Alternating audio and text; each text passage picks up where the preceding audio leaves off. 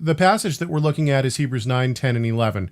And it says, to food and drink and various washings, regulations for the body imposed until a time of reformation. And go.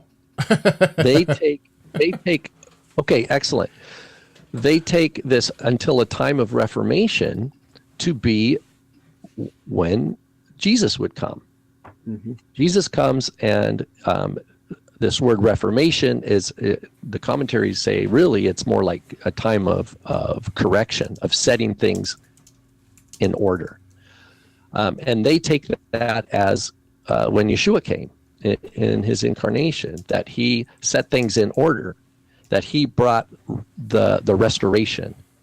And so therefore, just it's read more or less along the same, with the same hermeneutical framework that they read Galatians 3:19. That is, you imagine this timeline, it's one way, obligation to Sinai covenant, and then all of a sudden, boom, Yeshua comes, and there's no longer obligation to Sinai covenant because the law is Jesus fulfills those.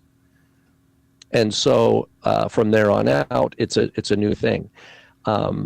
And so this also, they take for granted that this is the meaning.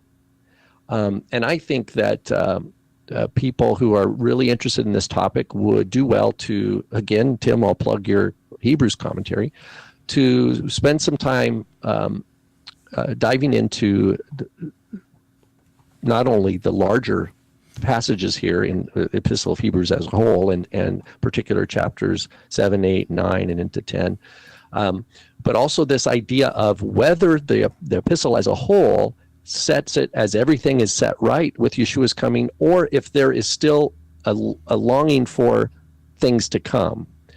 And I would argue that the epistle as a whole is not saying that Yeshua has come and set everything right, but rather that the believers are encouraged to persevere through the difficulties, because Yeshua is going to come again, and this time for salvation, and that hasn't happened yet. And so even the Epistle of Hebrews does not set it forth. Well, it does, of course, use the Yom Kippur and the Mishkan to point to Yeshua's heavenly intercession, ascension, and absolutely necessary intercession for us, for our salvation and our perseverance. But the Epistle of Hebrews doesn't set it as a done deal in terms of that there's no more work to do for setting things in order. Rather, it says, no, we wait for him, and that he will come again with salvation, and that we're looking toward that. And in the meantime, we know that though we suffer in a world that is still full of injustice and still full of sin by which still the ongoing curse of the Torah is in the world because of, that we endure, and we have a great cloud of witnesses, as it puts it, of the men and women of faith, all the way back to Abel, that are shining lights for us as an encouragement of the scriptures to persevere. And of course, Yeshua set forth as none of our suffering has even touched on the suffering that Yeshua endured. And so, Tim, I'll stop there. Go ahead. Well, I'd like to tie in one other thing with regard to this Hebrews 9 passage and the time of Reformation. First of all, just from my perspective, and listen, I take a lot of heat from people who don't like the things that I've written or the way that I've written them or whatever. So I know as an author, it's kind of hard sometimes to be critiqued with your own writing. But frankly, when I've read this book, I don't understand where they're going some of the time. It doesn't make sense to me. The big picture is that they're saying, if you look at the way the 5 books of Moses, the Torah, are structured, we have to say that it's structured, and I'm being very brief here, but it comes across to me that they're saying the structure that we find, the literary structure, tells us that God always intended the Torah to be just temporary. He never intended it to be eternal. He intended to replace it, and we see that just by the way of structure. Well, I mean, they haven't proven that to me by any shake of the imagination.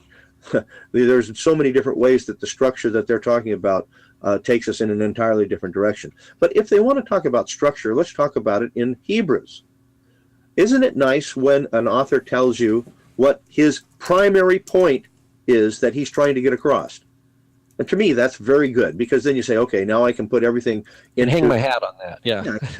So when we read in Romans 8, where we start this new section, after 7, we start 8, 9, and 10 as kind of a section, or 8 and 9 particularly. He says, now the main point of what we are saying is this. We have such a high priest who has sat down at the right hand of the throne of the majesty in heaven, a minister in the sanctuary and the true tabernacle that the Lord, not man, set up. And I'm reading the Net Bible there, so if I've just changed in order to say, well, is it the same? Basically, it is the same in pretty much all of the translations. All right. Well, if that's the case, then my question is, are these authors willing to take chapter 8 and couple it with chapter 9 and not cherry pick out just a verse out of chapter 9 about a time of reformation? Because 8 ends with this, and people have taken this wrongly, and I believe they do so in this book too. At the end of 8, the writer to the Hebrews says, when he, that is, when God said a new one, the word covenant's not there. It's not in the Greek. Right. It's been added. Now, their book has covenant. Yeah. Yeah, in chapter 8, he's talking about the new covenant. Okay, no doubt about it.